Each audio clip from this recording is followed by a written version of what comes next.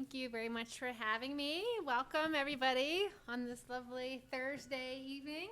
So beautiful outside. I'm impressed that you guys wanted to come and join me for a little bit. Jim, thank you for that introduction. Again, a little bit more about myself. I have been at Seattle Children's now officially for 6 months. I made it through my first winter. Very exciting. From Atlanta. But I have been working with families of children with ASD and challenging behaviors for over a decade now, and really been focused on doing parenting interventions for families. So I'm going to be talking a little bit about what I've learned over the years about the program that I'm particularly involved with, which is actually a new clinical service at the Autism Center, Seattle Children's Autism Center. And then just spend some time talking about challenging behaviors and some kind of how we conceptualize them or think about them, and then a brief introduction to some strategies. So I think I probably just gave you the rundown of this. So again, I'm going to talk about parent training more broadly in ASD. Believe it or not, it's actually a pretty complex and multifaceted type of treatment for families. Talk about the program that I'm involved with, 4 key concepts to help us think about why challenging behaviors are occurring, and then again provide an overview of common strategies. So let's just start back at the beginning here, which is thinking about current prevalence rates. So the latest, oops, I have to say over here, sorry. I like to wander. Apparently I'm not going to be able to wander today. Current prevalence rates of ASD, we're saying are around 1 in 68 children. And if you look at kind of worldwide estimates, they say 6 per 1,000 children. So there's oftentimes this question of why is there this increase in prevalence rates? And I think our best answers currently are that we're broadening what autism means. So 20 years ago, you would oftentimes think of autism as children who maybe were quite impaired. Now we think about ASD in a much broader scope.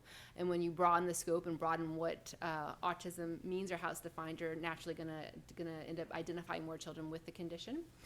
Certainly increased public awareness. I think it's, again, something we didn't hear much about 20 years ago, and it's something that is more common in our vernacular these days.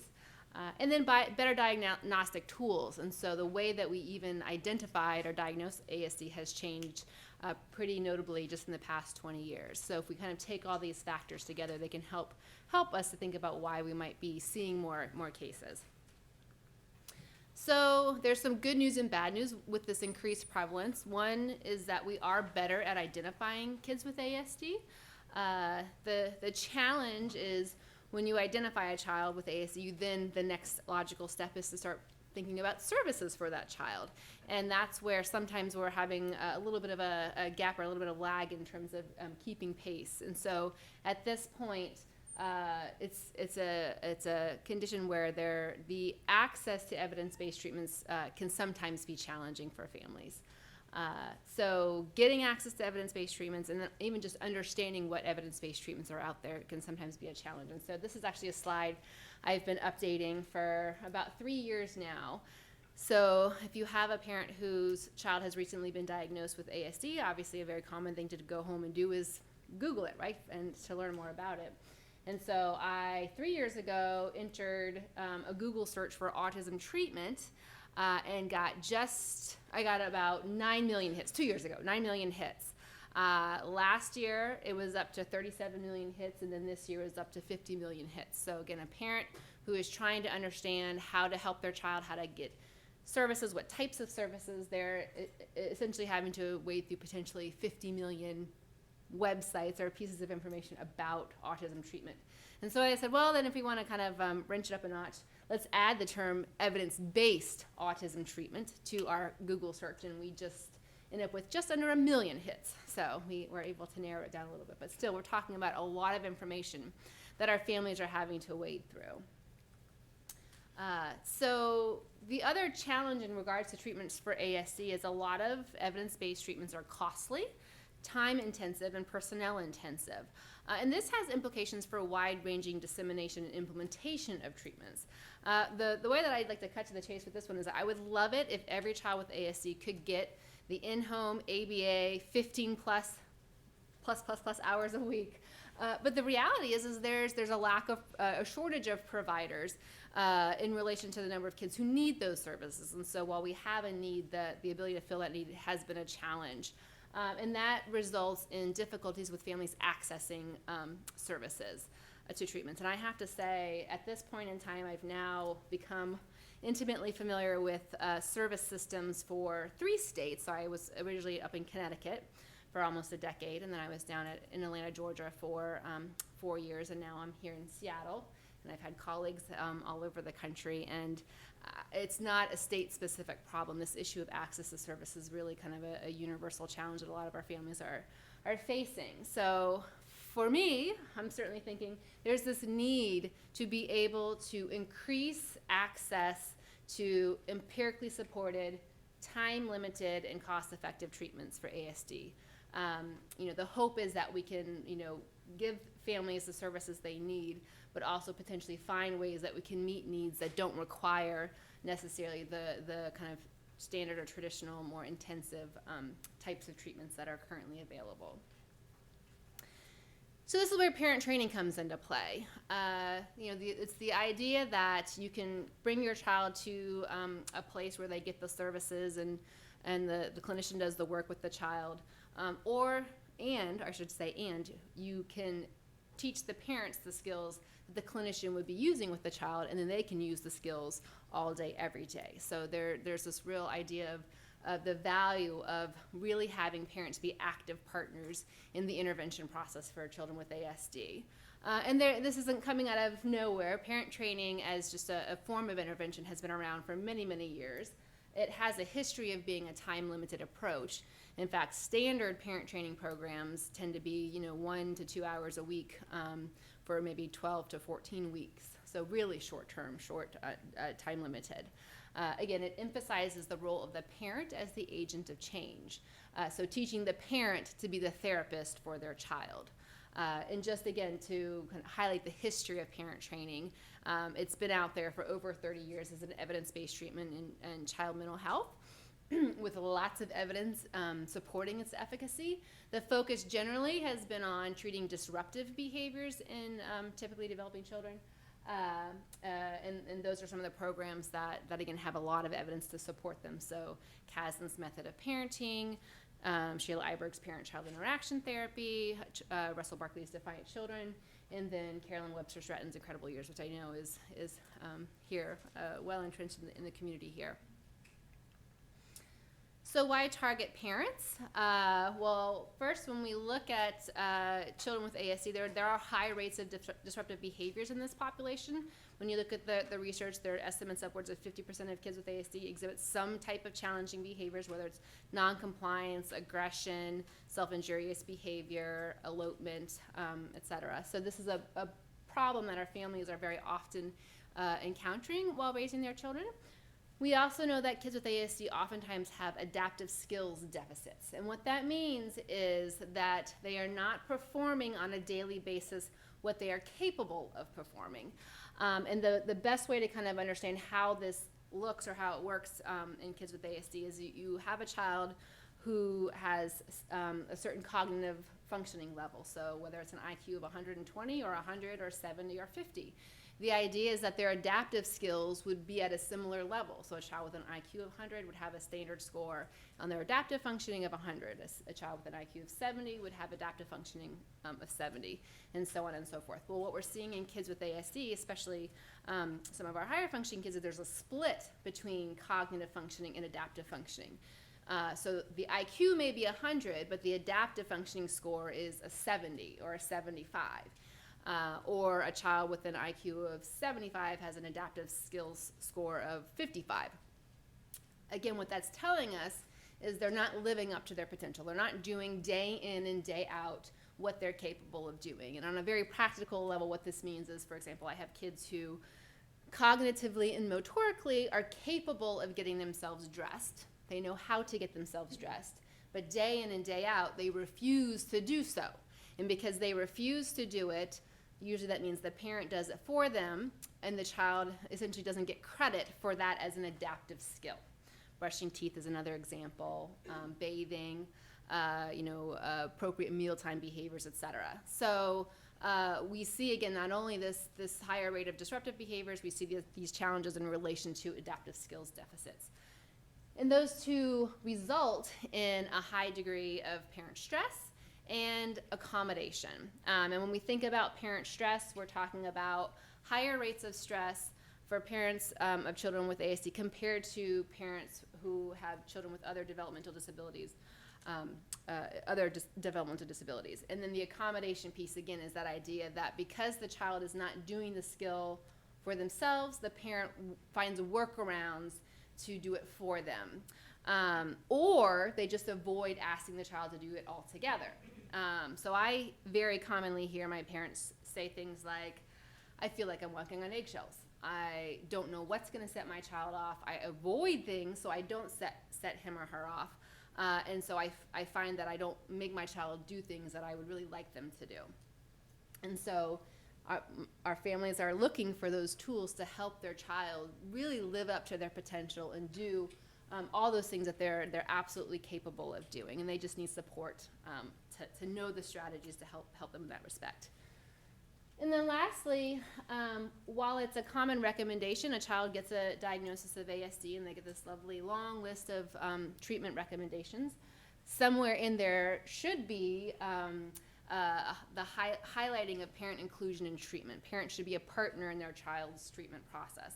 And unfortunately, this isn't always the case. And so I hear examples of parents say, I take my child to therapy and I drop them off, and then I sit in the lobby or the waiting room, or I go run errands and I come back, and maybe I'll have a once a month kind of check-in, but that kind of, there's a feeling of maybe not active inclusion in treatment. And that's important because we know kids with ASD have difficulties with skill generalization. So while skills may be working towards mastery in one setting, it's not always intuitive for the child to then carry those skills over into another setting. And so the idea that bringing parents in more actively as part of the treatment team is important and valuable, because they're the bridge, right? They're the ones that we want to have them to help support their child to be successful in other environments. So that's hopefully enough of a logical reason why I think parents are very important to be a part of the treatment process. So we know our families are looking for instruction or techniques on how to improve core symptoms of autism, how to reduce challenging behaviors, and how to improve adaptive functioning in their children. So this is my sidebar. Sorry, I'm feeling really restricted. I'm so used to wandering and pacing. So hopefully I've made a case that parent training is a really great thing for our families. I mean, if I were building systems, I would say every parent should get parent support in helping their child succeed. But there's an interesting question in the context of ASD, which is what exactly is parent training? So again, my original background, way back in the day, was parent training for kids with oppositional defiant disorder and ADHD, so not ASD. And for me, in general child clinical psychology, or in child mental health, parent training means parent training for disruptive behaviors. Like there's no other variety, right? And I could be in a clinic and say, oh, I'm doing parent training, and everyone would be like, oh yeah, is it PCIT or is it Incredible Years? But everyone knows what I'm talking about, right? So I went into the world of autism thinking I could carry that label over and people would know exactly what I'm talking about. Except the first time I sat down at a table with clinicians who work with kids with ASD and said, I do parent training, they're like, well, I do too, except I do it for joint attention. Well, and I do too, but I do it for improving language. Well, and I do too, but I do it for feeding. And I realized that parent training really is much more complex and diverse in the context of ASD. And I think this is important to know for our families so they know what they're getting signed up for or what they should be asking for when it comes to treatment. So this is ultimately how I helped and my colleagues helped to kind of frame what parent training in ASD is. And as you see, it's not a one line to one line. It's actually a very complex and multifaceted area of treatment and support.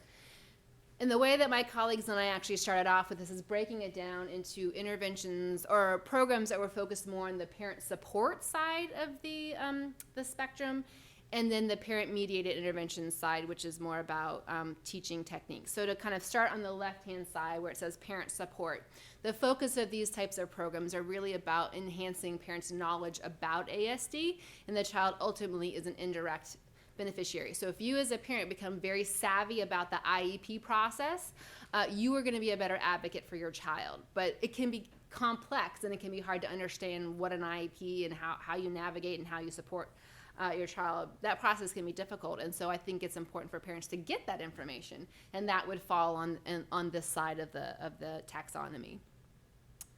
And we actually also break parent support down even farther into care coordination and psychoeducation. So care coordination is a service that involves working with someone to help you navigate the system. So one thing we know very clearly about kids with ASD is they end up navigating multiple healthcare systems. So it's psychiatry and psychology and the BCBAs and medical, they got GI issues and, did I say medication already? We got in neurology if there's, concerns about seizure activity. So we have multiple systems that our families are having to navigate through. And sometimes it's helpful to have a person or a support in place that helps you understand what your options are, where those services are available, how you can get support and advocacy. And so that's what care coordination is. It's helping families navigate the system. Psychoeducation is what it sounds like. It's just learning more about autism and everything that entails. So that's learning about medical, co-occurring medical issues and treatments available and educational supports and advocacy. But those are all about helping parents become better advocates for their children by learning what they need to know about autism. On the right side is where you actually get into your interventions. Your parent, and the newer term that's coming out is parent-mediated interventions, and I actually like this term better. But parent training, as a label, gets a bad rap as a label, and it's actually not a very good label. Because it doesn't really give credence to how much that type of intervention is about partnering with the parent and not just having them come in and tell them what they need to do. So parent-mediated interventions is a better term because it really highlights that it's the parent that's doing the work. It's the parent that is being empowered to be the therapist for their child. So when you look at parent-mediated interventions in ASD, they're obviously more technique-focused. The child's the direct beneficiary. And for ASD, you can break it down into parent-mediated interventions for core symptoms of autism, so language, socialization, play, etc. And then you have maladaptive behaviors. So those are disruptive behaviors, feeding issues, toileting issues, sleep issues, elopement, those things that aren't required to diagnose ASD, but commonly occur in children who have ASD. And there is a parent training program or a parent-mediated intervention for every single one of those things that I just listed off. So when it comes to you looking for services, one question is are you interested, or is your primary focus at that point more on improving your child's core symptoms? Or is it really about getting the sleep issues under control, or getting the disruptive behaviors down, or feeding issues, very common, getting your child to eat better? So you could have a parent-mediated intervention for any one of those areas.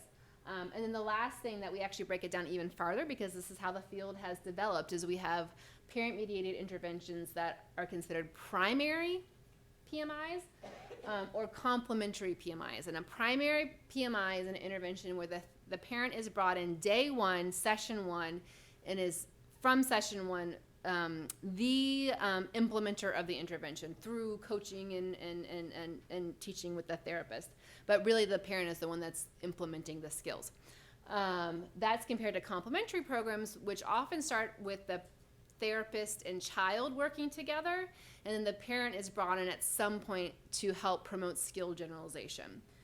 So some examples that I have of those programs, Connie Casseri's JASPER program is a primary PMI for core symptoms. And so it's where the clinician goes into the home and works with the parents and teaches them the skills to help the parent improve their child's joint attention and social engagement.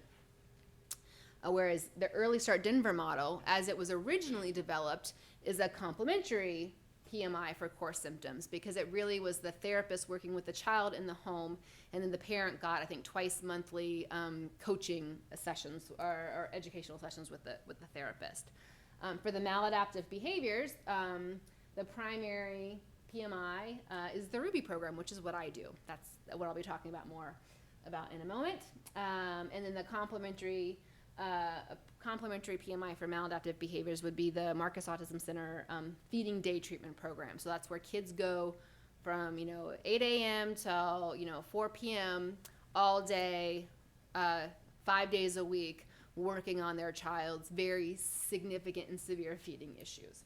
And then once the child starts making gains in their feeding, the parent is then brought in to start generalizing what the therapist has been working on with the child to have the parent implement. So, very long-winded way of saying parent training in autism is complex. And for parents out there, know that there are lots of options available and that target various facets or aspects of what you might be wanting to work on. I'm very, very excited to say that the Seattle Children's Autism Center has programs that fit every single one of these boxes. So they have care coordination and psychoeducation. They have parenting programs for core symptoms. They have parenting programs for maladaptive behaviors. So it's very exciting to work in a place that can check every single one of these boxes, which is really cool.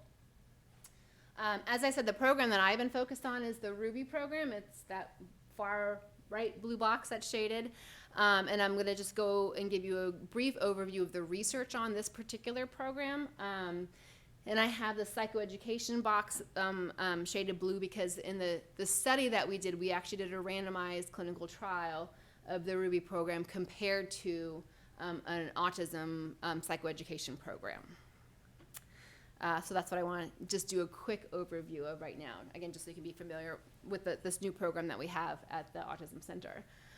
So this is a study that was actually published in JAMA back in 2015. That's a simple way of saying it was a very well-designed study that had some very exciting results that came from it. Essentially what we did is we did a randomized clinical trial of 24 weeks of the Ruby parent training program versus just a general parent education program for kids with autism and co-occurring disruptive behavior problems. Again, the psychoeducation was similar in length and intensity as Ruby, and it worked directly with the parents. It just didn't talk about how to treat disruptive behaviors. It was everything you would want to know about autism except how to treat problem behaviors. This is currently the largest randomized clinical trial of a psychosocial intervention in all of autism. We will be holding that title for just a short while longer. 180 families were randomized to those two treatments. We focused on children ages 3 to 7, although I will say that the Ruby program has been studied in kids up to age 14. Again, the treatment was delivered individually to each caregiver in 60 to 90-minute sessions in the clinic. And this is just a quick graphical representation of essentially what happened. This was our primary outcome measure. The red line is the families that were participating in the parent education program, whereas the blue line was the families that were participating in the parent training program. And the big take home from this is that both groups actually did better. There was actually benefit from just learning more about autism, but that the families that got the parent training program, the Ruby program, did significantly better than our parent education families, and they essentially had a 50% reduction in problem behavior from baseline to endpoint, compared to about 30% for parent education. For those who love stats out there, we had an effect size of 0.62, which was the difference between the two treatments, and that's actually a pretty robust difference. It says there's a pretty robust difference between the two groups at the end of treatment. This is another outcome that we looked at. We essentially had our families meet with a blinded evaluator every 4 weeks to ask, how are things going? Are you getting better? And in order to be a person who was deemed better, they had to be much improved or very much improved. And so this was essentially measuring the rate of families who were considered treatment responders over the course of the 24 weeks. And again, what we see is that families in both groups, or kids in both groups, got better, but ultimately the parent training group did significantly better than the parent education program. I think what was really cool is essentially 70% of the families that participated in the Ruby program were considered much improved or very much improved by week 24. So 2/3 of our families got better, which is a pretty strong outcome for a psychosocial intervention. This is actually one of my favorite slides. Remember I was talking about adaptive skills. The idea that they're typically delayed in children with ASD. And what this slide shows us is that the children whose families were in the parent education program, they were essentially flatlined in relation to their daily living skills from baseline to week 24. But our parent training families, those children showed over 6 points in gains on their standard score of their daily living skills. And essentially what that means is they didn't just keep pace with the passage of time, they actually made more gains than the passage of time, which is how you essentially change a standard score. And so it just is evidence that our quest to improve adaptive skills through our program, we were able to do. So that was another very exciting finding. So that's enough. I'm going to talk about research today. So I want to now kind of dive into the program, the Ruby program, and what we focus on, and what makes it a little bit different from other parenting programs that are out there. So the Ruby program, again, its primary target is to reduce challenging behaviors. So we teach parents those strategies that help reduce noncompliance, tantrums, aggressions, transitions, difficulties with transitions, and kind of going through the daily routine.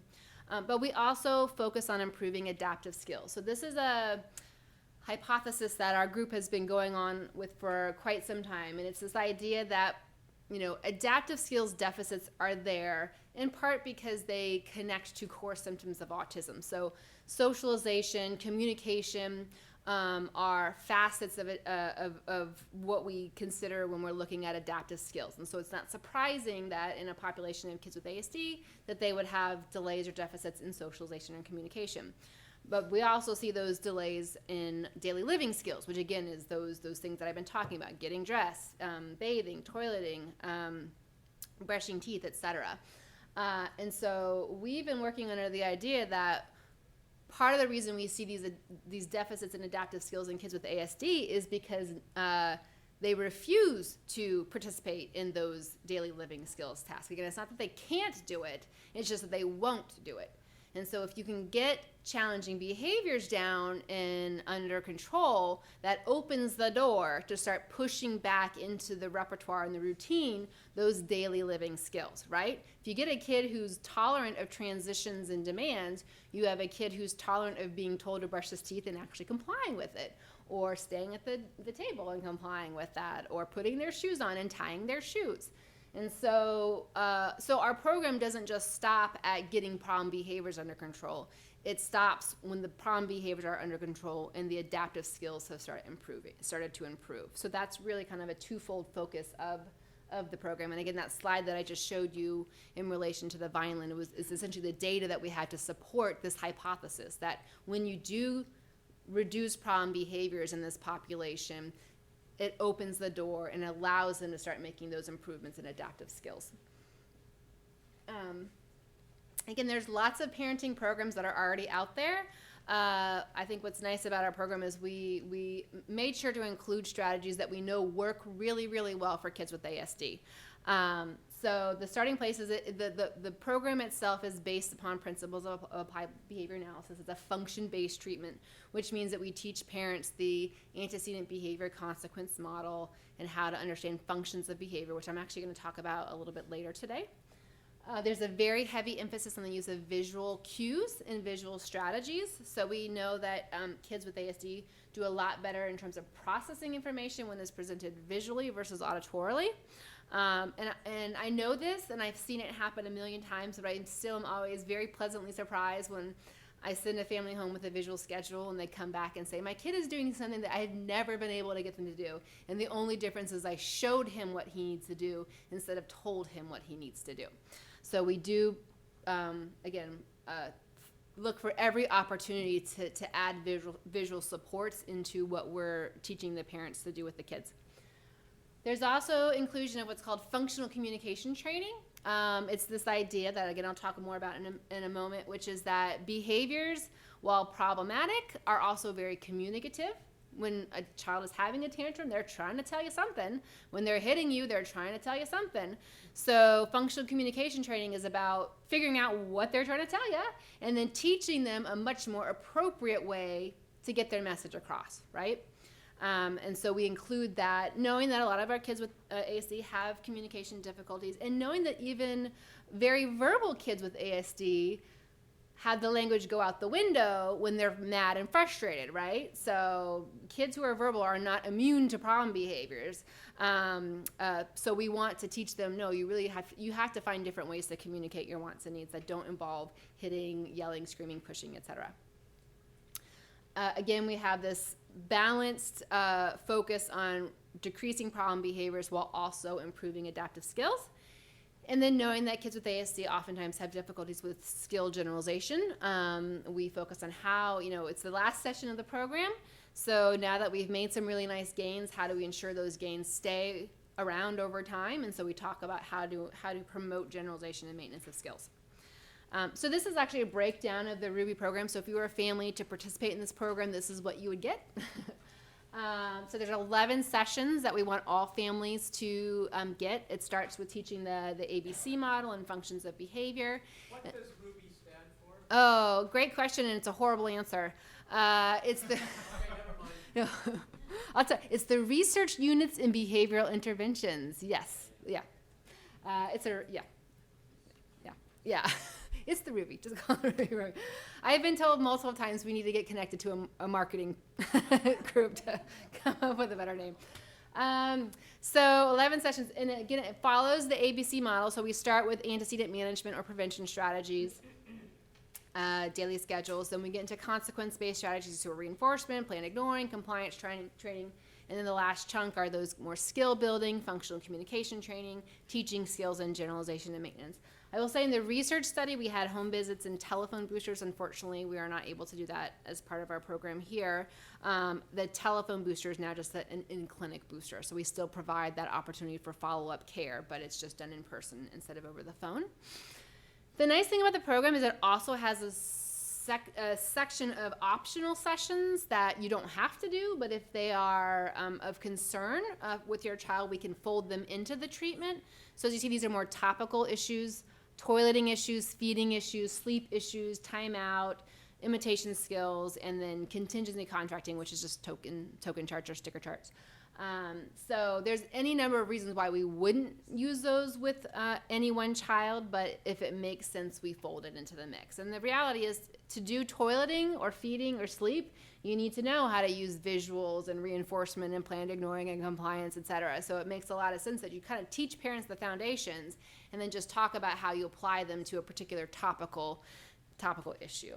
So this is the program that we're currently doing at the Autism Center. So just to kind of give you a little bit about what I think helps to make the program work, it is an active intervention, so it's not just the parents coming in and listening to me drone on for an hour and then going about their business. It's an active teaching session that is designed to help parents think about how they can apply the principles for their child in their home and in the community. And so homework is a very big part of it. We teach the strategies, we think about how they can do it, and then they go home and practice it in the context of their homework.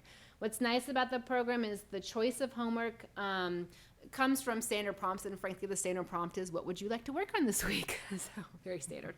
But it's personalized and crafted in partnership between the parent and clinician. And so a big part about this program that I think helps to make it work is that I don't tell you what you're supposed to do. I don't tell you what your homework is. I ask you what you want to work on.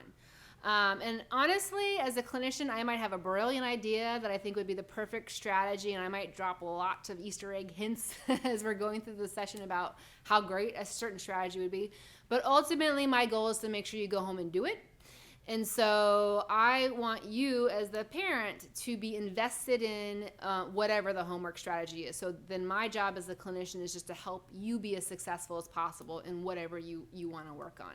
So again, I might be doing reinforcement, and I think, gosh, I just want your kiddo to sit at the table for dinner for more than 5 minutes at a time, and I have a brilliant strategy in my mind, but you really want to work on having your child pick up his toys. So your homework is going to be about picking up toys. It's not going to be about sitting at the table.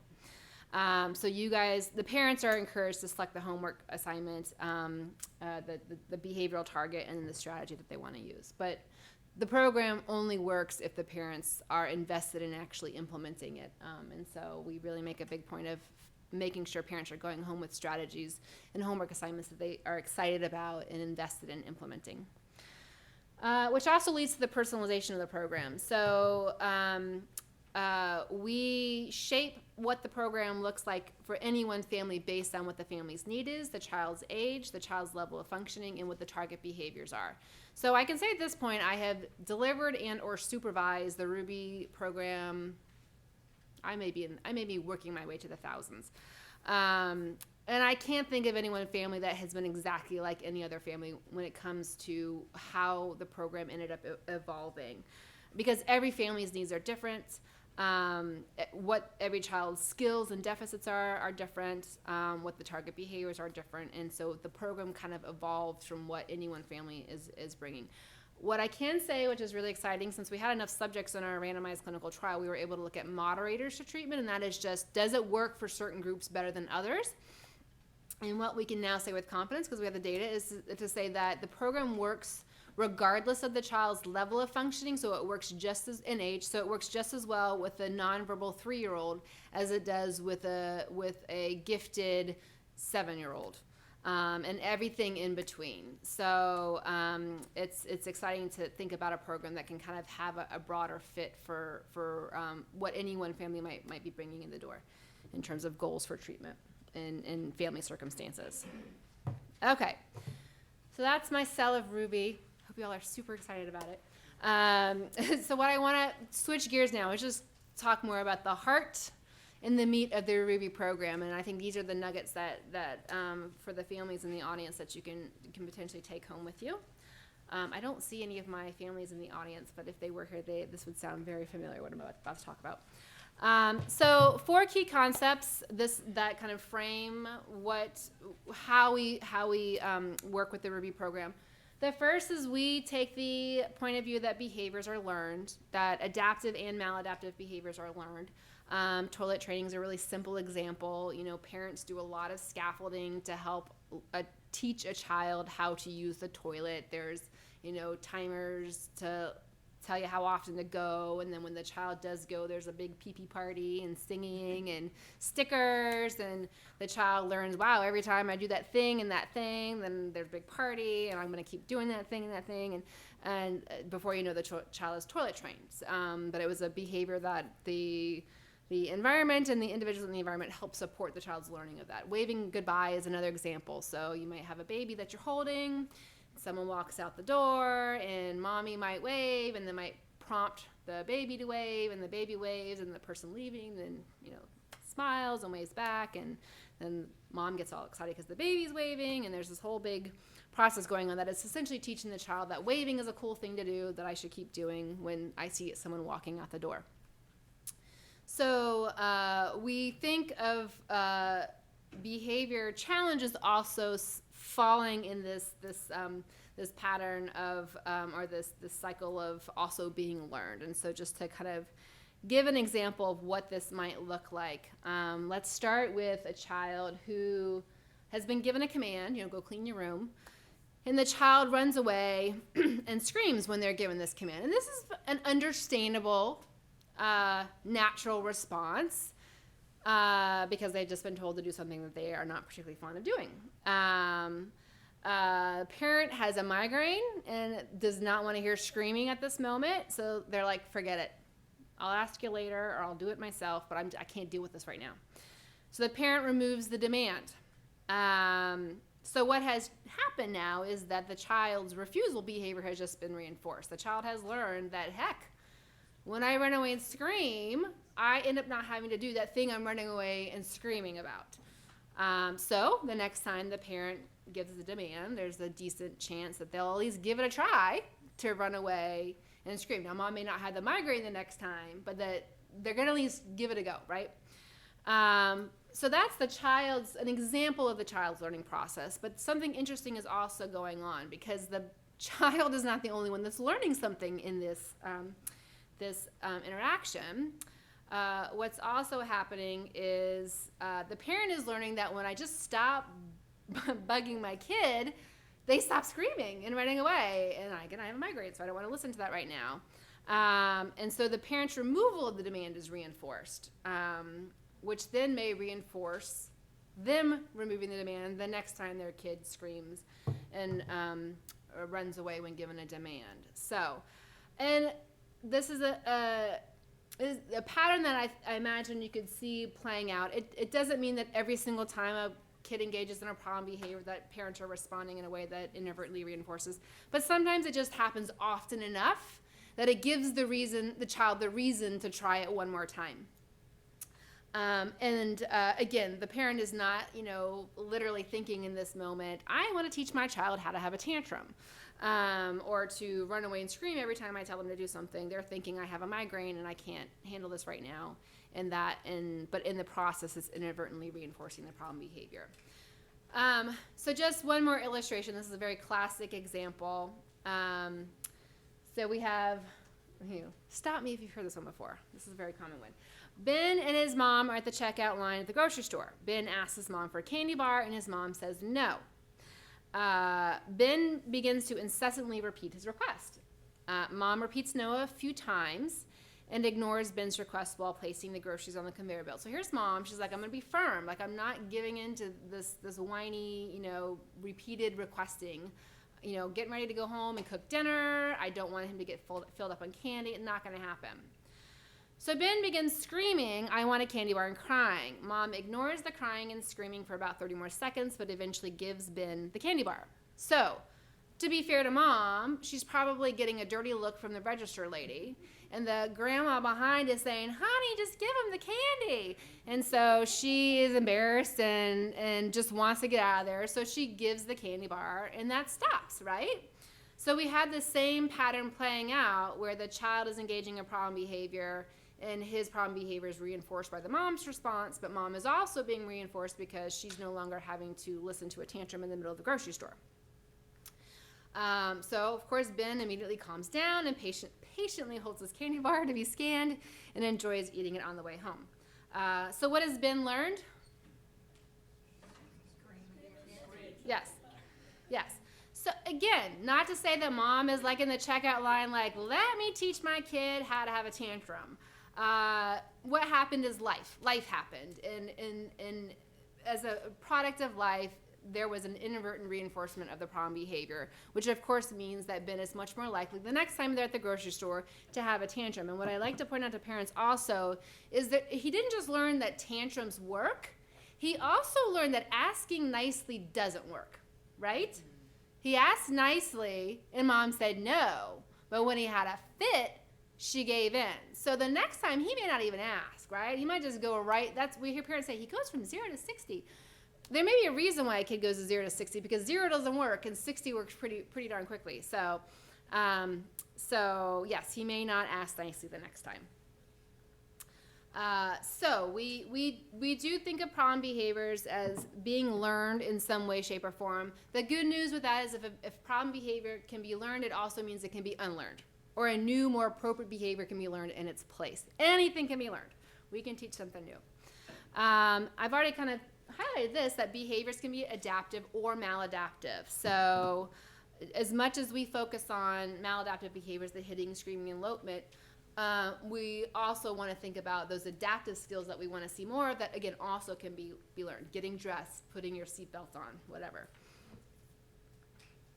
Already talked about this as well. Behaviors are forms of communication.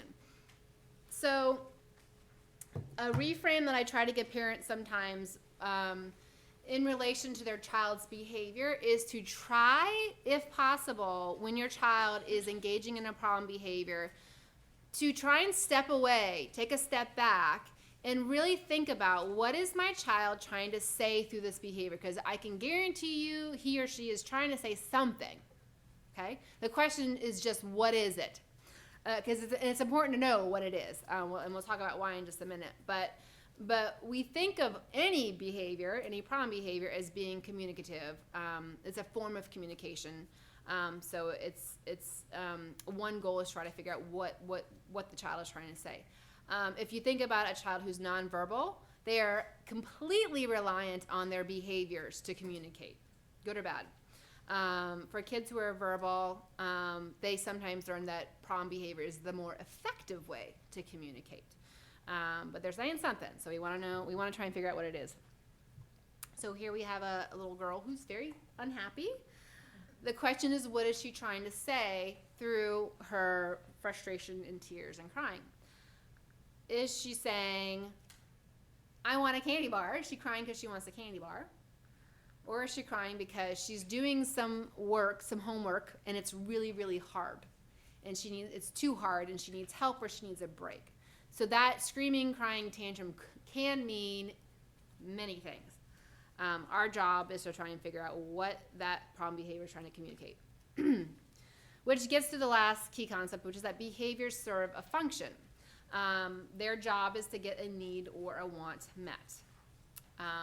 So in the world of ABA, we think about breaking functions of behavior down into kind of 4 main areas. We think of problem behaviors occurring because, one, a child might be trying to get out of something, escape or avoid something, get away from an aversive event stimuli. So a very simple example is when they're given a demand, go clean your room, and they engage in problem behavior.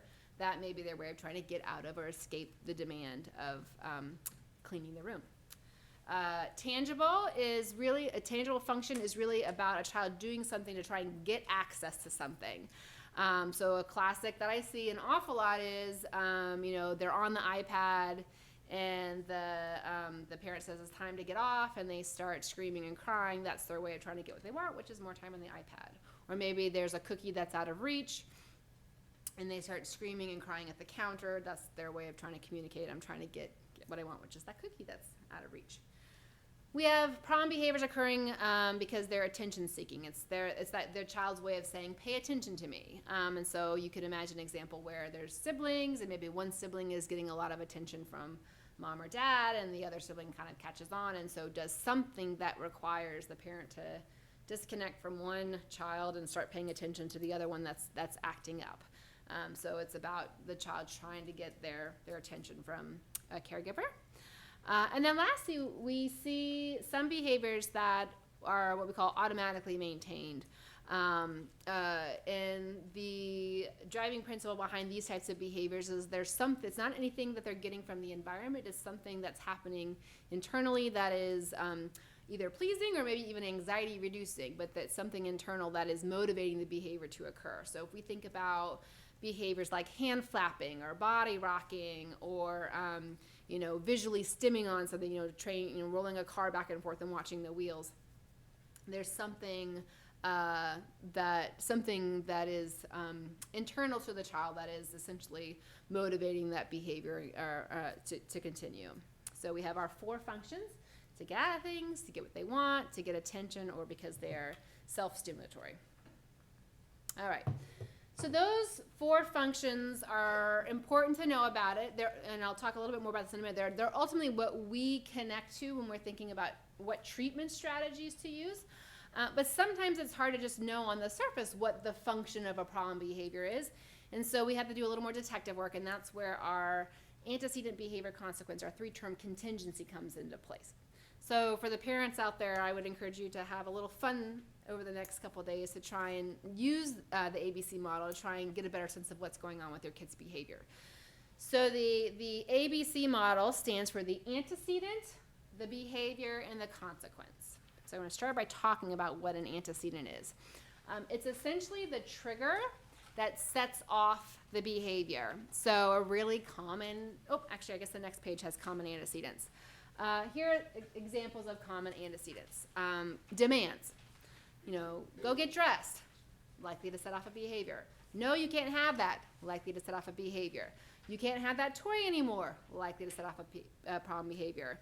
And then also we can imagine onset of negative stimuli. So when a child's in a place that's maybe too noisy or too crowded, that might set off problem behavior. So an antecedent is really the event that occurs before the behavior that sets off or triggers the problem behavior. Sometimes it's really obvious, like again, telling a child no can be an antecedent. But sometimes it's not as obvious. I oftentimes have families say, you know, we're just minding our own business, and all of a sudden, you know, my child starts screaming or yelling. And that's where it requires to kind of think what's going on in the broader environment that might have set the behavior off. You know, it might be that the TV is on too loud. Like, it's not too loud to us, but maybe it's too loud for the child.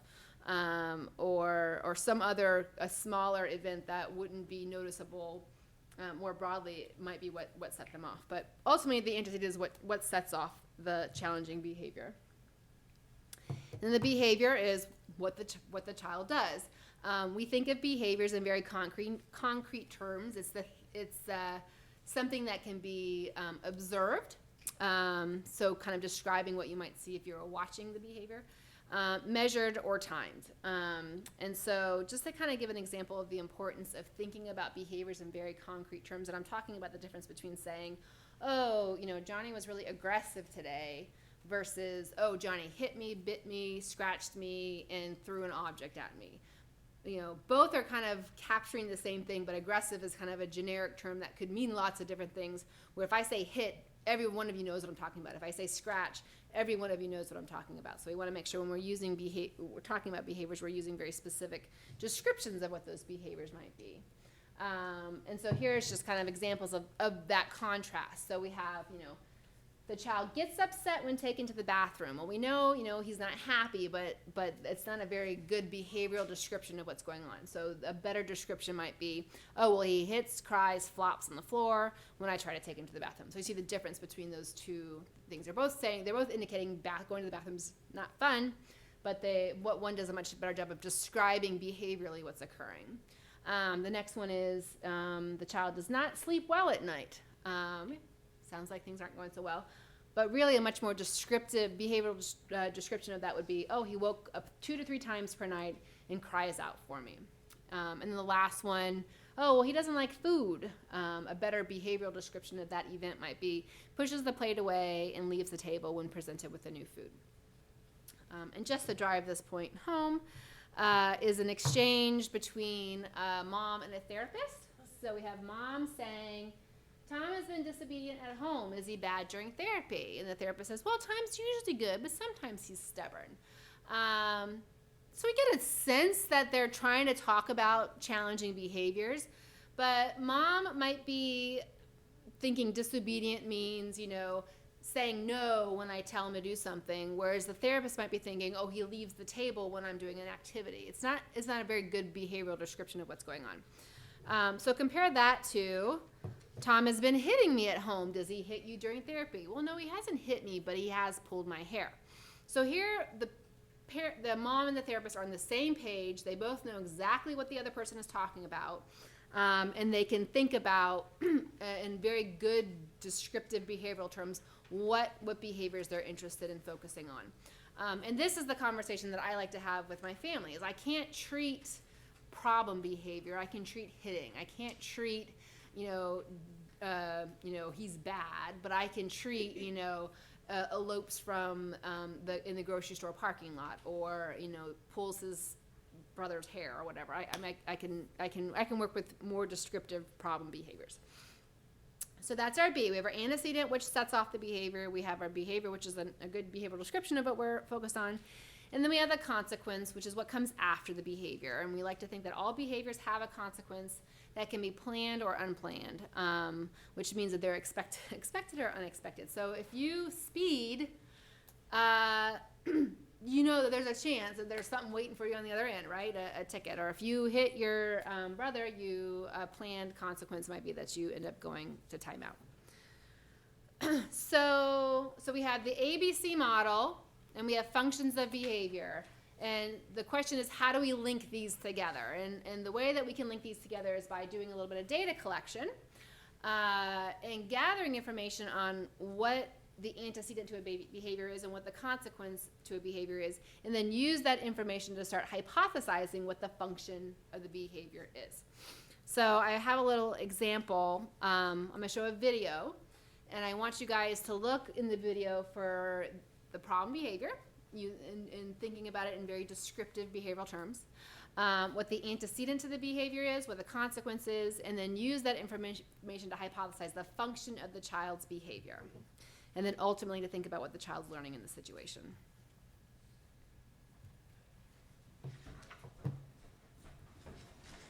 Can I have a brownie? Oh, not right now, honey. All right, it's lunchtime. But why? Because it's lunchtime. It's not time for brownies. Open it. I said it's not time for brownies. Open it. Open it. All right, you can have one. One brownie. That's it now.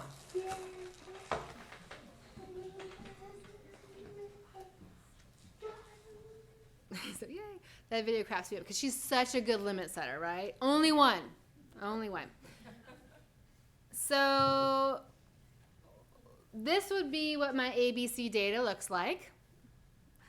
So I shouldn't have given you the answer. So what set the behavior off? Stop there. There we go. The behaviors were. So tantrum can mean lots of things, right? A tantrum could mean dropping to the floor, kicking, screaming. It could mean yelling and biting. It could mean whatever. So we want to make sure we're being nice and descriptive. He stomped his feet. He yelled. He pushed the brownies at her. And then the consequence, Mom makes a brownie. Sometimes when parents see this video and I ask what the antecedent was, sometimes they say, well, he wanted the brownie. That was the antecedent. But that's not the antecedent because that's not what ultimately set the problem behavior off. He wanted the brownie, and if Mom had given it to him, he wouldn't have had the tantrum, right? It was the actual act of saying no that set off the tantrum. So what was the function of this behavior? Was it to get out of something, to get what he wants, to get attention, or was it a self-stimulatory behavior? Yes, to get what he wants. Yes. And what did he learn? Yes. He learned that problem behavior gets him what he wants. And so, of course, the next time, he wants something and Mom's reading a book, that must be a really good time to go for it. He might try the tantrum, the stomping, yelling to get what he wants. Okay. So, Question. yes. How do you take that and turn it around? Just that simple enough. What should she have done? What should she have changed? Okay, I'll get to strategies in a minute. That's a great lead into we first need to know why the behavior is happening. So in that particular case, the child's getting what he wants. So if we think about relearning or learning a new behavior, the first thing we want to teach him is that stomping, yelling, whatever, will not work to get what he wants. And so we might have antecedent management strategies like, we realize after taking some data that he's always asking for a brownie at 4 o'clock, which is an hour before dinner. Maybe I need to give him a snack earlier in the day so he's not hungry at 4 o'clock asking for the brownie. Or maybe I offer choices instead. I say, would you like carrots or an apple? So I'm not giving a brownie, but I'm giving more appropriate choices. So, yeah. But the starting place to think about strategies is always going to be about the function of the behavior. And again, because I know this feels like a lot of work and a lot of, annoying stuff to track ABCs and to think about functions of behavior and sit there with your data charts. But it gives you the information that you need in order to know what to do in terms of treatment. And so I want to use this example to kind of highlight the ultimate importance of knowing the function of behavior. So we have two completely different kids here. We have example 1 kid and example 2 kid. And they're both in class, and the teacher has just handed out the class assignment. And kid number 1 turns that classwork assignment into a paper airplane. He starts talking to his neighbors. He's making funny noises. And the teacher's like, you're being disruptive. Get out of here. Go to the principal's office. This is a kid whose behavior is escape maintained. He hates doing classwork.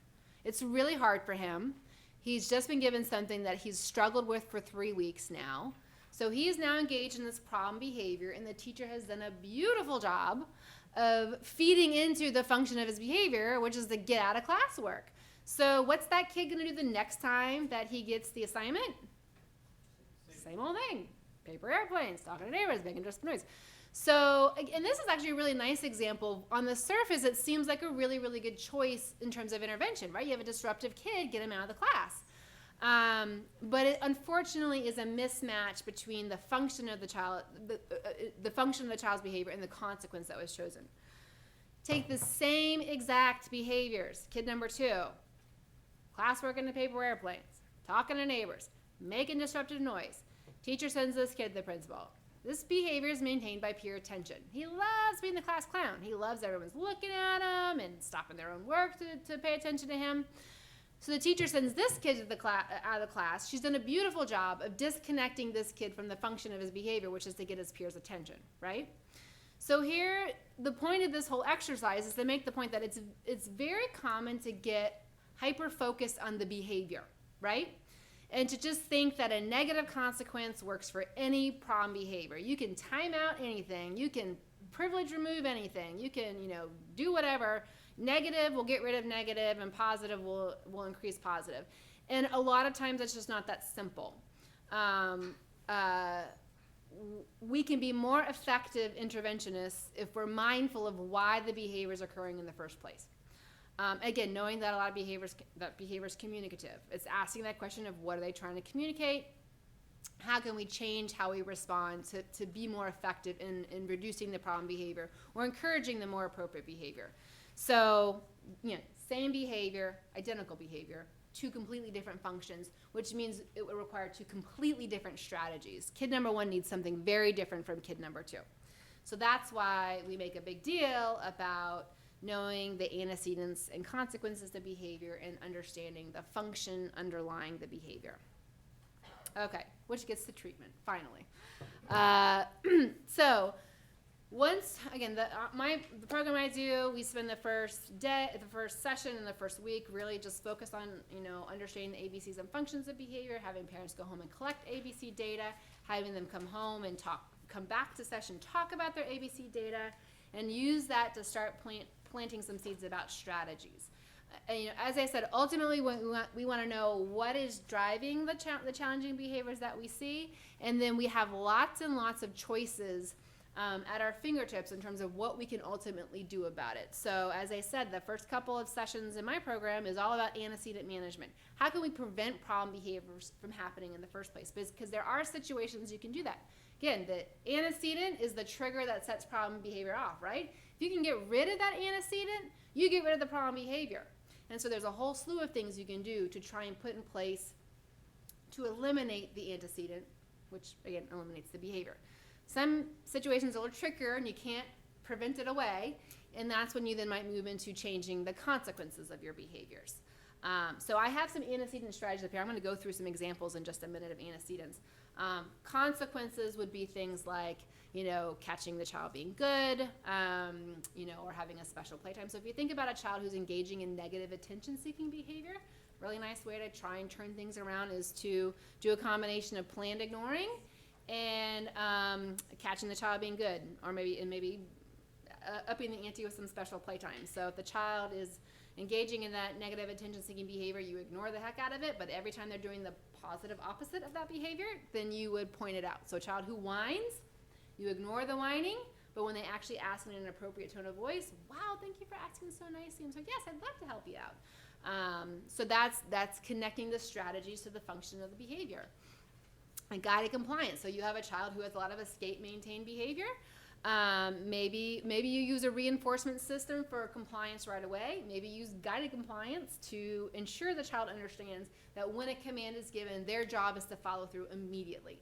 And I will say guided compliance is one of the sessions where it's just as much about the parents breaking habits around allowing escape or delays in compliance as it is the child learning that their job is to comply right away. So we talk about things like, giving that command from 3 rooms away is probably not the best way to promote compliance, right?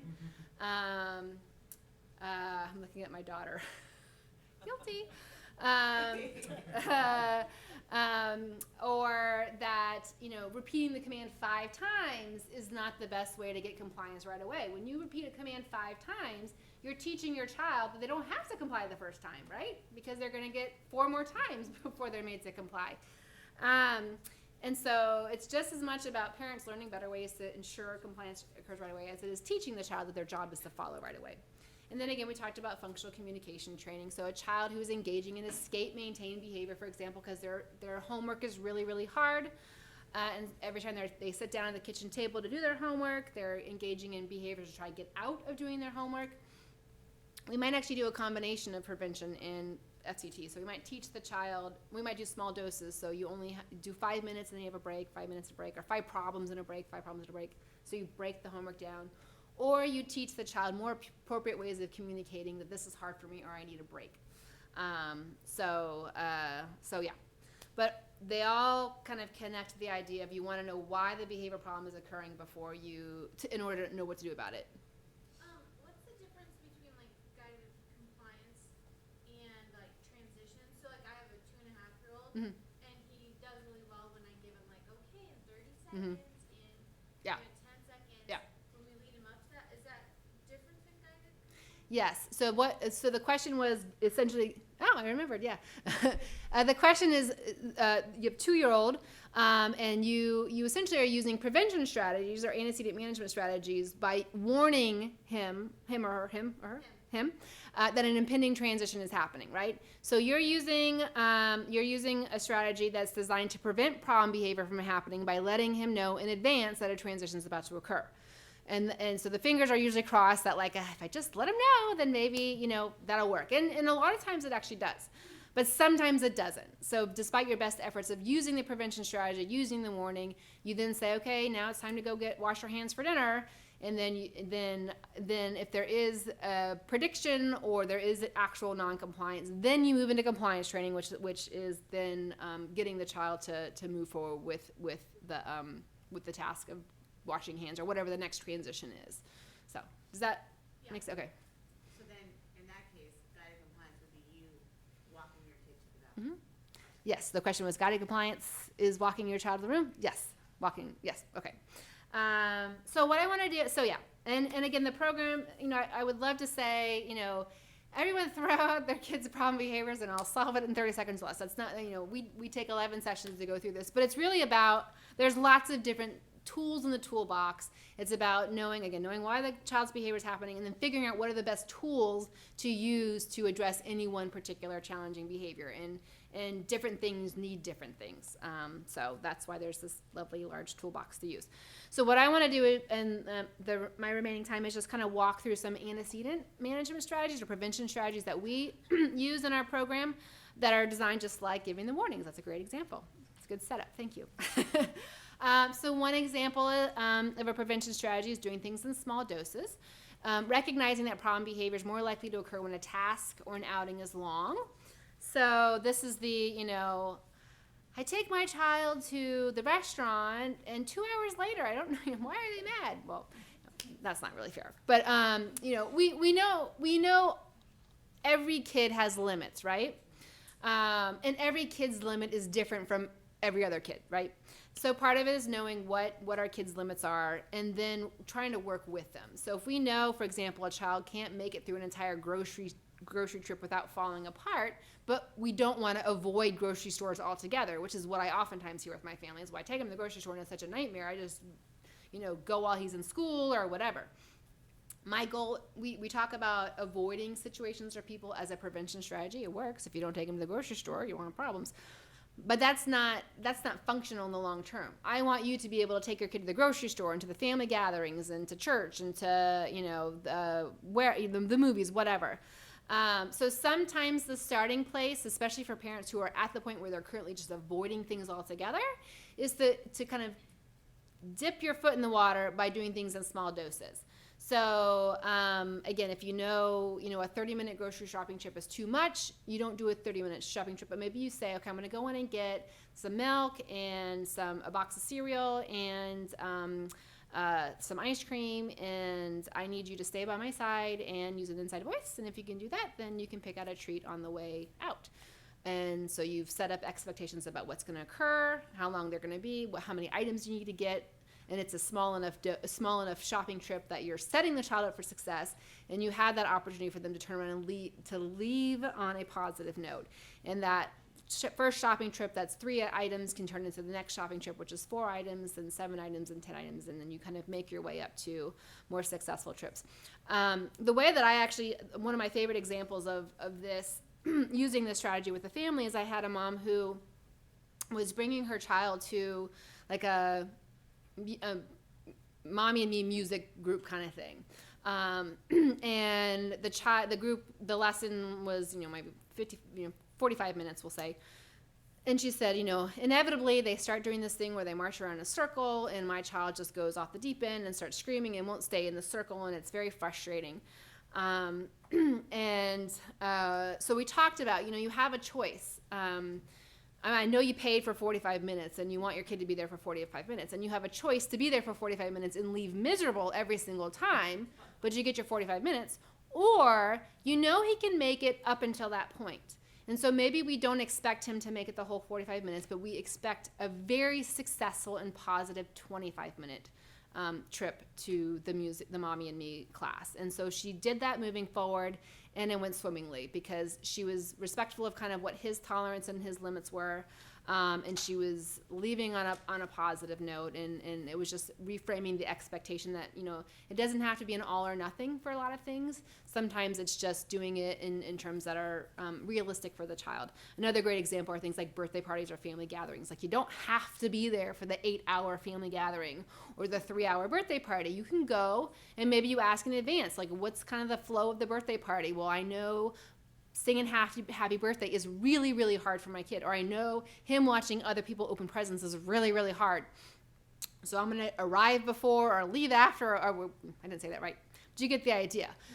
You don't have to go the whole thing, but you can still go and be successful. And it prevents families from getting to the point where they just avoid things altogether. I have so many families that their child doesn't go to the grocery store, they don't go to family gatherings, they don't do birthday parties, they don't do the movies, they don't do all these things because they've had instances where the child has inevitably fallen apart of those things, and that's not the way I want you guys to live your life. I want you guys to be able to bring your kids and be successful, and sometimes getting your foot in the door is the way you can then build up to that full-time birthday party, but or whatever, but small doses. Okay. Changing the order of events. So sometimes kids engage in problem behavior because there are too many demands in a row, or they're having to do something, they're doing something fun, and they're asked to stop doing something fun to do something not so fun. So part of this is just being mindful of what the routine of the day is, and are there ways to either kind of break up and change the order of events so you have something kind of fun in the mix to motivate completion of less preferred activities, or just having kind of that simple. I'm sure you guys first you do the not so fun, then you do the fun. And I've got lots of families that are using this strategy. In fact, I have 2 right now. One is using it in relation to getting their child to read, and we're both a little surprised that it works so beautifully, but I love being pleasantly surprised. So this was a kiddo who the mom wanted him to come home from school and do some reading at some point in the afternoon. And so we talked about what their current schedule was, and he would come home and have a snack, and then he had a lot of downtime before dinner. And so we talked about, well, how about we just say, you come home, you get your snack, you have to read 5 pages, and then you can have electronics the rest of the afternoon before dinner. And so that's the very simple kind of first then contingent that we set up. And she came back next week, and she's like, he did it. In fact, he got really excited about it, and she added, because we had this discussion about, well, how do you know if he's really reading the pages, right? And we have fun with this, because there's like, well, do you tell him to read for 5 minutes or 5 pages or whatever? I err on the side of pages over time for homework, because a child could sit there and do nothing for 5 minutes. So I like to say you have to do 2 problems or 5 problems or 5 pages or whatever. And so the mom came up with the idea that he had to pick out 5 words that he liked from what he was reading. And the child spontaneously decided to create, it was shortly after March Madness, a bracket of the words. And he has a little competition going now of like his favorite words that he's picked out. So I don't know. I mean, he took it and ran with it. But it's just an example. Like sometimes we underestimate what our kids can tolerate, especially if there's something really motivating for them to do. And so just setting up a simple first, you got to read 5 pages and then you can have your iPad. Or I have a family that's changing the order because the transition was he was doing a fun activity right before he had to start his bedtime routine. And so now we've changed it. So you got to get your jammies on and brush your teeth, and then you can do the fun activity. And then which is the second to last. And the last thing is story time with mom, which is also another enjoyable activity. So child is getting the worst part of the evening routine out first, followed by 2 more preferred activities, and then that transition away from his highly preferred activity is to another moderately preferred activity. So making that transition easier. Changing how you ask or respond demands oftentimes elicit problem behavior. So the idea behind this, the most common strategies are, as we already talked about, providing warnings or providing choices. So no kid likes to hear no, you can't have that. Providing choices is an option that eliminates your need to say no while also giving the child a sense of control over what they are doing. I have many kids that I work with that part of their problem behavior stems from issues around control and rigidities. I have a group now. I call them my little lawyers. They're great debaters. They're great negotiators. They're, you offer 5, they come back with 3. You say 4, they come back with 2.5. It's this fantastic negotiating. I mean, honestly. And so no is a really hard word for them to hear. It usually provokes a negotiation. And so choices is a way to kind of get around saying no while still setting some limits. If you guys have my PowerPoint presentation, it said something like Lucky Charms and some other sugary cereal. I just changed that because I can't believe I had sugar cereal in there. Cereal or oatmeal? Cheerios or oatmeal, not sugar 1 or sugar 2. But it's still offering choices. I have some kiddos where even choices are way too much for them. So the next level is it moves out of prevention, because again, the idea behind prevention strategies is that it eliminates a problem behavior from happening in the first place. But sometimes we move into, would you like cereal or oatmeal? I don't want either. Then I tell parents to say, you make a choice or I choose for you. One time. I don't want to. Okay, well, you're having cereal today. And then putting the cereal down and walking away. And it will 95% of the time provoke problem behavior. But the next time you come back and say, would you like cereal or oatmeal? I don't want either. If you don't choose, I'll choose for you. Cereal. Because they ultimately would rather have some control than none, and they oftentimes will be willing to make a choice when they realize that mom or dad will really follow through and make the choice for them, and then not count, because what happens sometimes is parents will say, well, I do choices, and they make a choice, and then I put something down, and then they really, get very upset, so then I offer a third thing.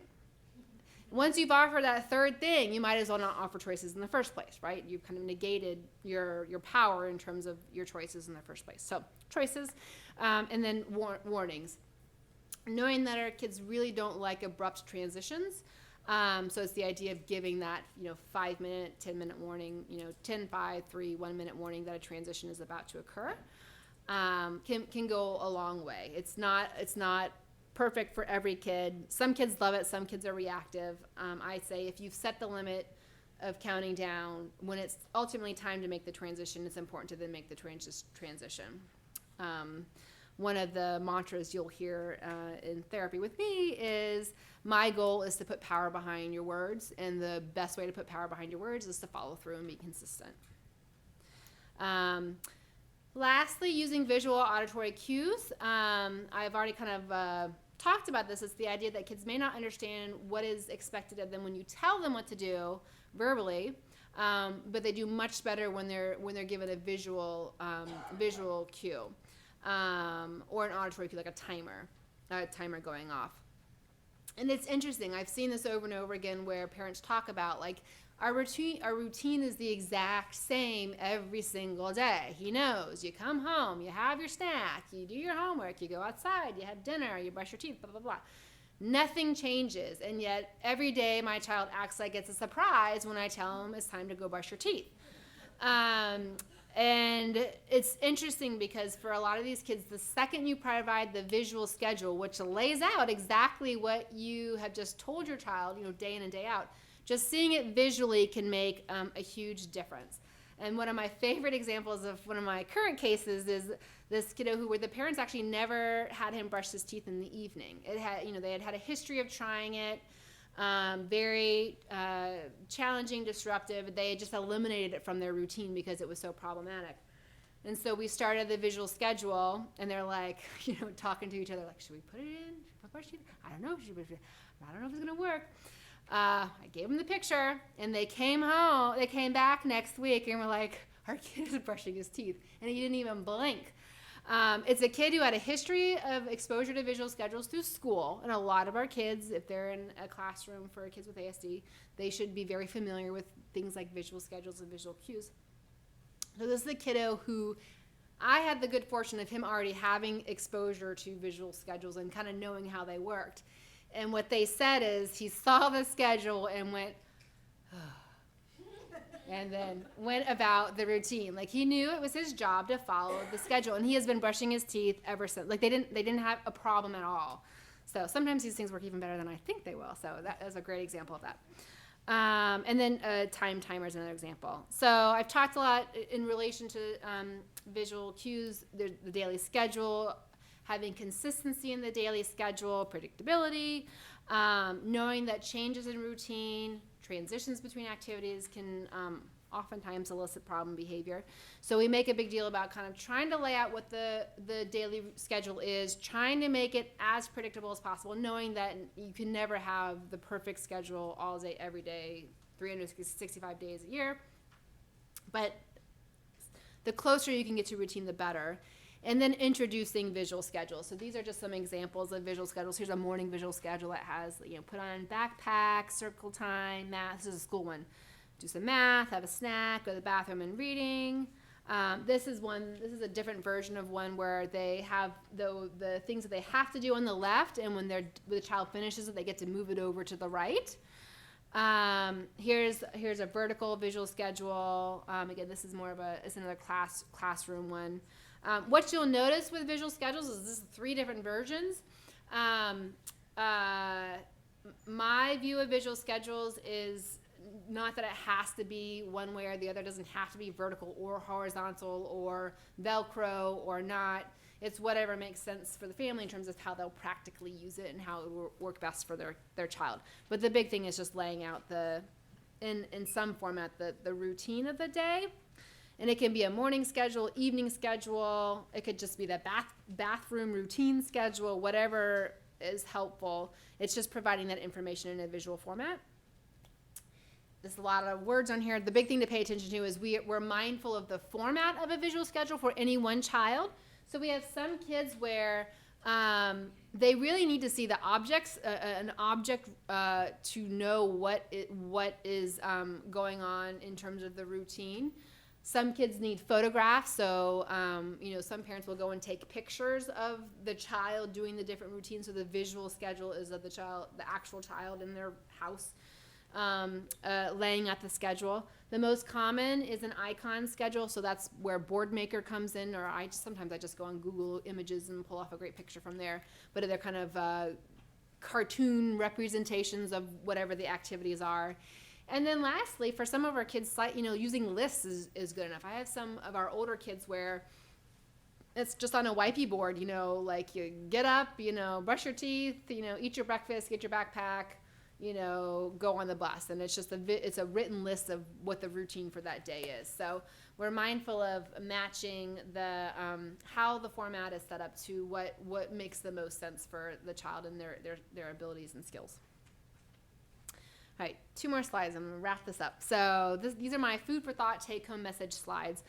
One is just knowing that strategies can take time to work. I love it when I send a family home with a strategy for the week and they come back that next week and it has worked beautifully. And honestly, most of the time, a good week worth of focusing on something can do the trick, but sometimes things take a little bit longer.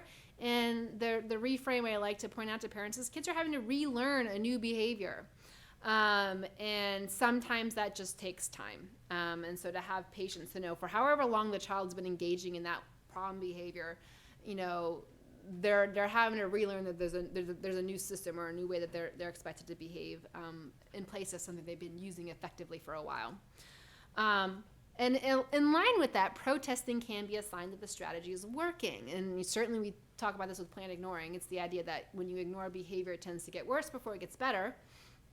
But the fact that it gets worse is a signal that you're doing the right thing, because the child's realizing you're no longer responding to these lower level behaviors. So they're going to try a higher level, and if you're still ignoring, they're going to try a higher level.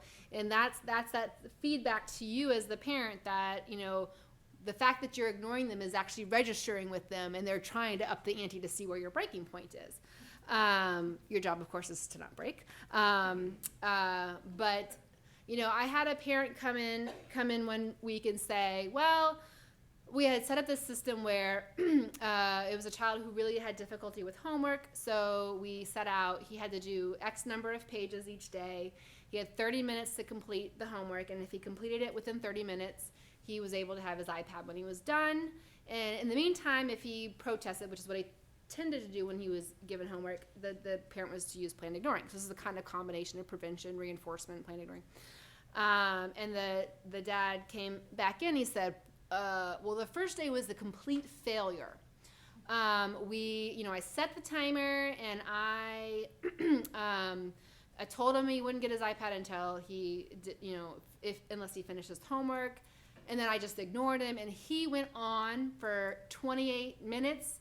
I mean, he finished his homework, but he yelled the entire time. And so for that dad, that was a failure. And I said, well, what happened the next day? He's like, oh, well, he did it right away. And he's been great ever since. I'm like, I just want to reframe. That wasn't a failure. That was a learning experience on your child's part. He was learning that you were doing things differently, and he was testing. And you did a beautiful job of doing what you were supposed to do. And because you did such a good, tight job of implementing, he learned quickly. And you are reaping the benefits from that point on. So I would just say that, when your child balks at whatever strategy you're doing, it means it's working, believe it or not. Pick one strategy at a time. Parents sometimes try and go home and do planned ignoring and prevention and reinforcement. And it doesn't work because you're overwhelmed. The kid's getting set off every 30 seconds, and then you inevitably give in. So it's usually a one step at a time kind of works. And then just consistency, predictability, and follow through are the keys to your success. So I say kids work under the slot machine principle of if a behavior worked for them once, they'll keep trying even if it doesn't work for them every time. So working 1 out of 10 times might be enough to maintain a problem behavior. So your job is to wait through all 10 times plus 11 plus 12 and let him or her know that that slot machine is no longer going to pay off. And then I also put my Survivor theme in here. I still watch Survivor. I love that show. And I love the theme, which is outwit, outplay, outlast. So when it comes to implementing strategies, oftentimes that's the mantra and the mentality you have to kind of go into things to know that your child has been doing certain behaviors for a while that have worked for them. You need to send a message that that is not going to work, and that requires sometimes to wait, outplay, and outlast your kids. On that note, I talked the whole darn 90 minutes. I can't believe how kind you mean. The red was just hitting the 12 too. Ta-da! Thank you very much. I'm happy to stay after for questions if people need to. Yeah. If we could, you just ask the sites if they have a question first, and if you guys want to hang out, and Karen's Okay. willing to hang. Sites, do you have So- a question? Any well, I can say it too. How do we know? They would just talk. Well, was that me? Does anyone have a question at any of our sites outside of Seattle? And they would just talk, and if not, then we'll take someone here. Anybody have questions in here? We got one over here. Yes. All right. Oh, sorry. Oh, you get the microphone. I'll start That's over here right. and I'll bring the microphone. You'll get a mic in a second. Oh, well, that's, everyone's got to be able to hear you. All right. So I think a lot of the things that you presented tonight are concepts that I'm familiar with, antecedent behavior, consequence. So one of the things that's challenging for me as a parent is that I have multiple kids, and understanding these things and applying things seems to work for some of my kids. And then I have a child on the spectrum, and it's just nothing we do works, even though we're sort of applying the same types of strategies to all of our kids. And I'm just wondering if you have any additional insight about why is this so hard? Why, if we teach the behavior and we're giving the consequence and we would expect a kid to learn it after 10 times, he'll take 20 and then relapse after a week for no reason. Yes. I have a really hard time understanding why we're not getting through to him, I guess. That is a really hard question for me to answer. Thank you. I mean, what I can say is I can speak to the program that we do. And I can say the way that we teach the concepts works because we've studied it and know that it works specifically with kids with ASD. I think what you're encountering is what we oftentimes hear with our families, which is that things that work for my other kids aren't working or aren't connecting the same way that they are for my child with ASD. And I think that's in part because the things that are causing problem behavior oftentimes have different roots than typically developing kids. So we think about a lot of kind of your traditional attention maintain problem behavior with kids isn't necessarily the most common function for kids with ASD, and then you have compounding the challenges, those rigidities, those needs, that need for sameness, that need for control that is much more pronounced than you see in a lot of kids. And I can say this having worked almost a decade with kind of your traditional kids with challenging behaviors, and then working another decade plus in kids with ASD, that they I would say in many different ways are their challenging behaviors come about for different reasons. And I think that helps to explain sometimes why kind of those standard strategies that you use don't seem to work the same with one versus the other. Now, to say why they're not working with your particular child, I mean, honestly, that's hard to answer without knowing a whole lot more about the specifics of your child. Again, what's, and how for your one child it's different than your other kids. I wish I could give a simple answer. I don't know. Well, I'll try. What's an example of a strategy that you've tried that you feel like hasn't been successful? Well, one of the things that has frustrated me is he has a hard time with transitions. And so we started out with you need to leave in 5 minutes. So I'm going to ask you to put your shoes on in 3 minutes, and then we're going to leave. And it seemed to help a little bit, and then it evolves into this thing where we end up saying, you're going to be putting your shoes on in 5 minutes, you're going to be putting your shoes on in 3 minutes, you're going to be putting your shoes on now. But now he doesn't listen when we say, I need you to do this thing, because he expects you to say the 3 times repetition before he thinks you're serious. So whereas with my other kids, I might be able to say, we have to leave to catch a bus at this time, so in 5 minutes I'm going to tell you to get ready to go, and then we're going to go catch a bus. That's effective. Yeah. For him, it's like he kind of manipulates every strategy we have into something that's going to fail in some other Okay. dimension. So are you saying he's become reliant on the scaffolding that you provide him? It's almost like he twists it into something that is more difficult. It's not even that he becomes reliant on it, it's that it becomes problematic in itself. Okay. So none of my kids like to eat Mhm. dinner, so they all kind of are sensitive to textures, and Yeah. so we say, okay, well, here's food we know you like. This is what's for dinner. You choose what you're gonna eat. There's always something you like. It works fine for one of my kids. She slowly expanded her repertoire of foods that she's willing to eat. Now we're at the point where he just doesn't eat dinner Mm-hmm. at Okay. all. Well, my last slide. I know.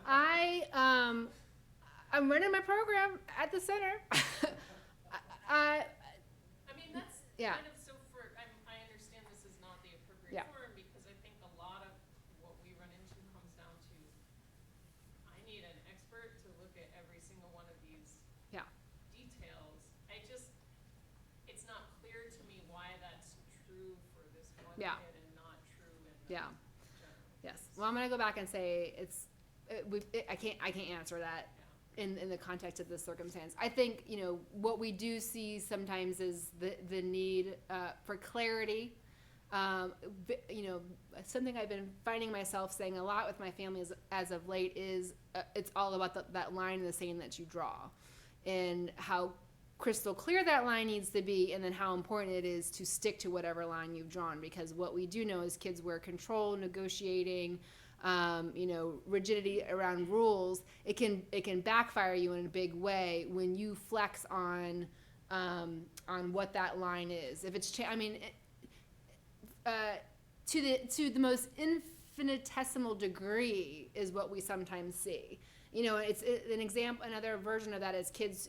For a lot of kids, you can do something and you kind of stick through and are consistent.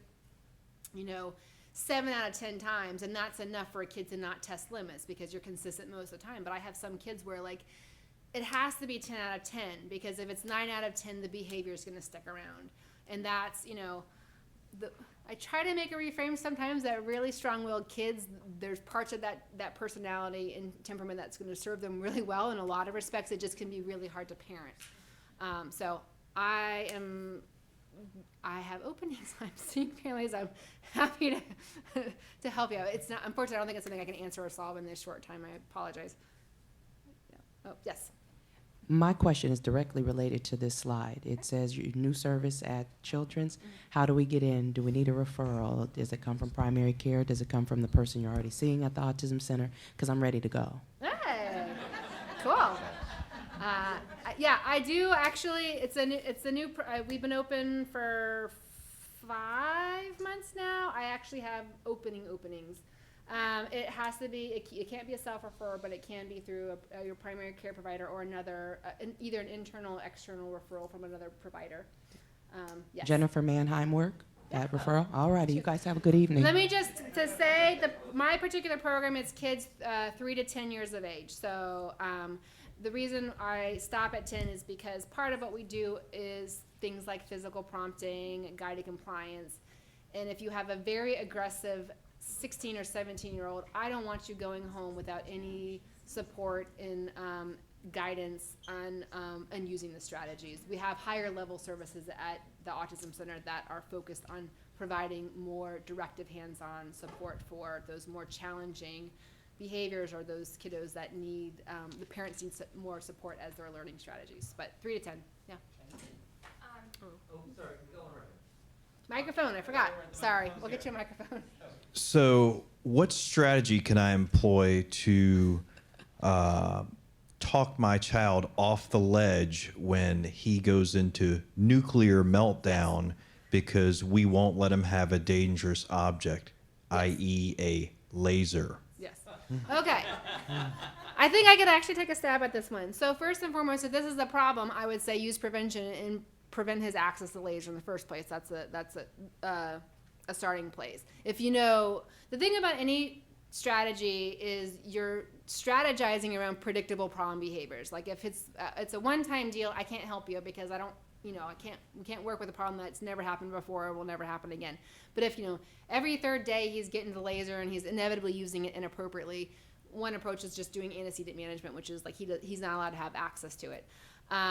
But your next thing about going nuclear, if taking control of it, if he's got it, taking control of it. And then, believe it or not, I believe very strongly in a good old-fashioned dose of plant ignoring when it comes to a child who gets to that point. Because what I say to parents is, when your child gets nuclear, is there anything you can say to him that will talk him down? Is there anything? No. Okay, exactly. So the point is, there's nothing gained by engaging verbally with a child who is gotten to that point. And sometimes it's powerful for the child to see that I'm not going to engage with you. I'm not going to negotiate, talk through, coax out, try and, whatever. I've yet to have a parent say that they have been able to successfully do that. And the reality is because you can't. And so that's where I say to parents, when your child is getting to that place, that's your time to kind of exit stage left and wait for him to calm down, knowing that there's nothing that you can do at that point. But then I go back with, can we reinforce the problem behavior or reinforce the appropriate behavior and prevent and yada, yada, yada. So it's not just about plant ignoring, I should say, but it's just knowing that when your child gets to that point, there's probably not a whole lot you can say that's going to, turn the green light on that maybe they should calm down. Does that help? Thank you. Hello. Hi. Well, you mentioned potty party. And I wonder if you could say a few words about the other aspect of your program of encouraging adaptive Yes. behaviors. Yes. Yeah. Hey. Yes. So the third and second to last session is all about how do we teach, how do we introduce those more functional adaptive skills. And the core driving principle around those sessions is the idea that sometimes learning new skills can be hard and frustrating, and also that any one skill tends to have multiple parts or multiple steps, right? Brushing your teeth is not it's a skill that involves, depending on who you ask, 12 to 20 steps, right? And any one of those steps can be hard for a child with ASD to learn, any child, much less a child with ASD. But when we teach kids stuff, we tend to teach all 20 steps at once, right? And so the idea is actually breaking down a skill into its much smaller parts and only teaching one step at a time, so the child's able to focus on one skill, able to develop mastery around that skill, and then move on to the next skill and then kind of go on that way. It's called, you do a task analysis and then you use chaining to kind of teach principles. So that's essentially what we do. We kind of brainstorm with the parent. What skills is your child not doing now that you would like them to start doing? We do make a distinction between they're not doing it now because they know how but are refusing. That is your prevention, compliance, plan ignoring, etc. Versus this is a skill my child has not completely mastered. They know 80% of it, but there's a part of it's hard, so they don't do it at all, or they knew most of the steps, but not all of the steps. That's what we focus on in terms of skill building. So adaptive skills, you're right. Again, problems with adaptive skills, deficits in adaptive skills can have multiple roots. One is that it's a non-compliance or defiance, and again, that's what the bulk of our program works on. But then there's those true skill deficits, and that's where the teaching skills comes in. Yes. So is there a theoretical difference between squelching an active behavior like a tantrum versus squelching not doing an active good behavior? You see the difference between if the child's disruptive behavior is refusing to get dressed. Yeah. So it's actually refusing to do a behavior. Yes. Yeah. Is there a difference in the model, or just theoretically the same thing? Compared to a child who doesn't know how to get dressed? No. Compared to a child who is having a tantrum, who's active, so there's an active negative action Uh-huh. on the part of the child, or a passive negative action. Yeah. Right? Oh, See the difference? yes, I do, and we actually we would call both of those non-compliance. They're different manifestations, but both are examples of a place where a child is expected to do something, and they're using some way, shape, or form to communicate that I don't want to do it. either they're screaming at you saying no, or some kids turn into spaghetti noodles and fall on the floor, or some run out the room, or I mean, you can imagine there's different ways to be non-compliant, but I would say it all falls under the basket of they have been given a demand, an expectation, and they are choosing not to follow. And then we would deal with that with, again, we could still use prevention, reinforcement, guided compliance, whatever, but yeah. Okay. One more question. Okay. Yeah. I've been teaching for about 10 years now, and I've dealt with a lot of kiddos on the spectrum. And working with the kiddos and then meeting the parents, I used to think, oh, okay, that makes sense after I'd meet the parents. And then my son was diagnosed a year ago on the spectrum disorder. And has there been a link between, so it got me thinking, like, is there a link between parents maybe that display behaviors that are similar and their child has learned those? Or I know there has not been a cause necessarily, but we're always talking about, wow, or do we display the same social behaviors, in the way that we talk to people? And have you noticed working with families that, that quote, the apple doesn't fall far from the tree? I mean, I hate to say that, but do you see that? Well, I would say that's a great question for Rafe, our genetics expert. I will say I have seen every variation of parents and parenting you could possibly imagine, and I can say with a very high degree of confidence that it's the problem behaviors that parents see are not, it's not like, oh, there's only, one or two types of parents that walk through my door and so I can see where it's coming from. No, that is absolutely not the case. And I think, in fact, more often I hear, what I'm doing works with every other one of my kids except for my child with ASD, and it's not working, and I don't understand why. And so then we work through that. But it's a simple answer in terms of the families that I've worked with. I would say no. The broader genetic question again, I defer. Yes. Yeah. Thank you. Yep. All right. Well, thank you so much, Karen. Thank you, everyone. See you next time.